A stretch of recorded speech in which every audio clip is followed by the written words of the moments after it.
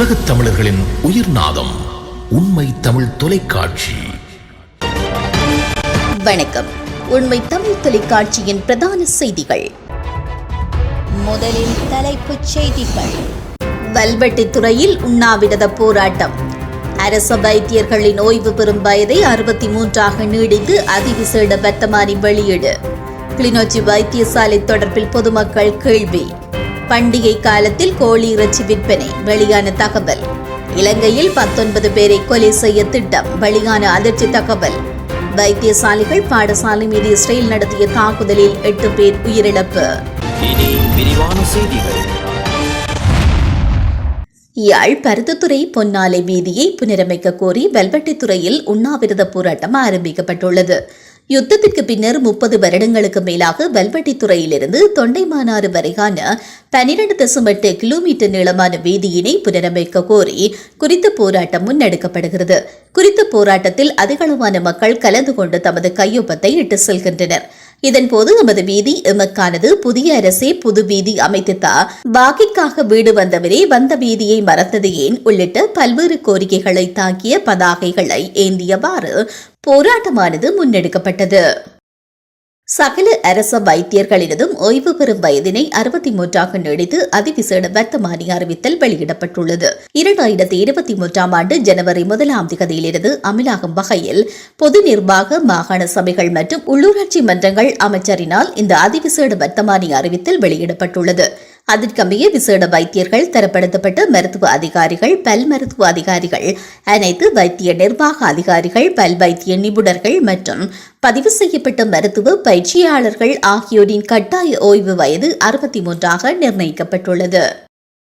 கிளிநொச்சி பொது வைத்தியசாலை நோயாளர்களுக்குரிய நேரத்தில் சிகிச்சை அளிக்க தவறுகிறதா என்று பொதுமக்கள் கேள்வியை எழுப்பியுள்ளனர். கிளிநொச்சி பொது வைத்தியசாலைக்கு கடந்த திங்கட்கிழமை தலையில் அடிபட்ட நிலையில் சிகிச்சைக்காக நோயாளர் ஒருவரை அழைத்து சென்றனர். ரத்தம் வடிந்த நிலையில் நீண்ட நேரமாக வரிசையில் காத்துக் கொண்டிருந்த நோயாளிக்கு உடனடியாக சிகிச்சை வழங்க சுகாதார தரப்பினர் தவறியுள்ளனர். பின்னர் அந்த நோயாளியை 4ஆம் விடுதியில் அனுமதிக்குமாறு வைத்தியர்கள் ஆலோசனை வழங்கியுள்ளனர். இருப்பினும் குறித்த விடுதிக்கு நோயாளியை அழைத்து செல்ல தெரியாமல் அழைத்து சென்ற நோயாளியின் உதவியாளர் தடுமாறிக் கொண்டிருந்துள்ளார். இந்த நிலையில் அங்கு நின்ற மக்கள் சுகாதார ஊழியர்களின் உதவியை பெறுமாறு கூறிய நிலையில் 4ஆம் விடுதிக்கு பெண் உதவியாளர்கள் அழைத்து செல்ல முடியாது என கூறுகின்றனர்.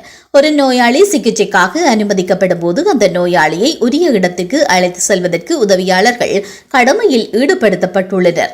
விடுதிகளில் பல்வேறு நோய்களுடன் சிகிச்சை பெற்று வரும் மக்களின் சுகாதார பாதுகாப்பு கருதி வெளியாட்களை உள்ளே அனுமதிப்பது குறைவாகும் என்பதுடன் குறிப்பிட்ட நேரத்தில் மாத்திரமே பார்வையிட அனுமதிக்கப்படுவார்கள்.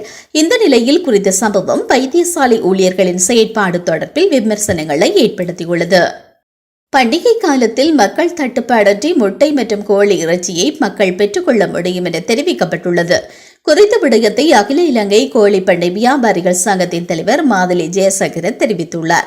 அத்தோடு முட்டையின் விலையும் தொடர்ந்தும் குறைவடையும் என்றும் அவர் கூறினார். தற்போது சந்தையில் முட்டையின் விலை 28 ரூபாவாக குறைந்துள்ளதாகவும் அவர் கூறினார்.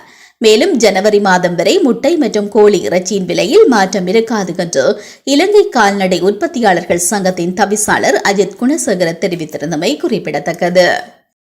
இலங்கையில் அடுத்து வரும் சில நாட்களில் 19 கொலைகளை மேற்கொள்ள திட்டமிட்டுள்ளதாக புலனாய்வு பிரிவினரை மேற்கோள் காட்டி கொழும்பு ஊடகம் ஒன்று தகவல் வெளியிட்டுள்ளது. இந்த சதி நடவடிக்கை இலங்கையிலும் வெளிநாடுகளிலும் உள்ள பாதாள உலக குழுக்களால் திட்டமிடப்பட்டுள்ளதாக குறிப்பிடப்பட்டுள்ளது. இது தொடர்பில் போலீஸ் மா அதிபரிடம் ரகசிய அறிக்கையும் வழங்கப்பட்டதாக கூறப்படுகிறது. அதற்கமைய பாதாள உலக குழுக்களிடையே நடத்தப்படும் இந்த கொலைகளை நிறுத்துவதற்கு தேவையான நடவடிக்கைகளை மேற்கொண்டு அது தொடர்பான அறிக்கையை தன்னிடம் சமர்ப்பிக்குமாறு பதில் போலீஸ் மா அதிபர் பிரியந்த வீரசூரிய மேற்கு, தெற்கு மற்றும் வடமத்திய மாகாணங்களுக்கு பொறுப்பான சிரேஷ்ட பிரதி போலீஸ் மா அதிபர்களுக்கு அண்மையில் தெரிவித்துள்ளார். அதற்கமைய உள்நாட்டிலும் வெளிநாட்டிலும் செயற்படும் பாதாள உலக குழுக்கள் தொடர்பான ரகசிய புலனாய்வு அறிக்கையை உரிய அதிகாரிகளுக்கு அனுப்பி வைத்துள்ளனர். இந்த படுகொலை இலக்குகள் தொடர்பிலும் பாதாள உலக குழு தொடர்பிலும் ஊடகங்களுக்கு தகவல் வழங்கிய அமைப்பின் தலைவர் ஒருவரை பழிவாங்கும் வகையில் அவரது சகோதரரை கொலை செய்ய முயற்சித்தமையும் தெரியவந்துள்ளது. வடக்கு காசாவில் உள்ள 2 வைத்தியசாலைகள் மற்றும் பாடசாலை மீது இஸ்ரேல் நடத்திய வான்வழி தாக்குதலில் 8 பேர் உயிரிழந்ததாக வெளிநாட்டு ஊடகங்கள் செய்தி வெளியிட்டுள்ளன. கமல் அத்வான் மற்றும் அல் அப்தா ஆகிய வைத்தியசாலைகள் மீது இவ்வாறு தாக்குதல் மேற்கொள்ளப்பட்டுள்ளது. அத்துடன் குறித்த தாக்குதலில் பலர் காயமடைந்துள்ளனர். இந்த நிலையில் காசா மீது இஸ்ரேல் மேற்கொண்டுள்ள தாக்குதல்களில் இதுவரை உயிரிழந்தவர்களின் எண்ணிக்கை 45,000 கடந்துள்ளது. மேலும் 1,00,000க்கும் மேற்பட்டவர்கள் காயமடைந்ததாகவும் கூறப்படுகிறது. மீண்டும் தலைப்புச் செய்திகள். வல்வெட்டித்துறையில் உண்ணாவிரத போராட்டம். அரச வைத்தியர்களின் ஓய்வு பெறும் வயதை 63ஆக நீடித்து அதிவிசேட வர்த்தமானி வெளியீடு. கிளிநொச்சி வைத்தியசாலை தொடர்பில் பொதுமக்கள் கேள்வி. பண்டிகை காலத்தில் கோழி இறைச்சி விற்பனை வெளியான தகவல். இலங்கையில் 19 பேரை கொலை செய்ய திட்டம் வெளியான அதிர்ச்சி தகவல். வைத்தியசாலைகள் பாடசாலை மீது இஸ்ரேல் நடத்திய தாக்குதலில் 8 பேர் உயிரிழப்பு. இத்துடன் இந்த செய்திகள் நிறைவடைகின்றன. மேலதிக செய்திகளை தெரிந்து கொள்ள உண்மை தமிழ் தொலைக்காட்சியோடு இணைந்திருங்கள். வணக்கம். உலகத் தமிழர்களின் உயிர்நாதம் உண்மை தமிழ் தொலைக்காட்சி.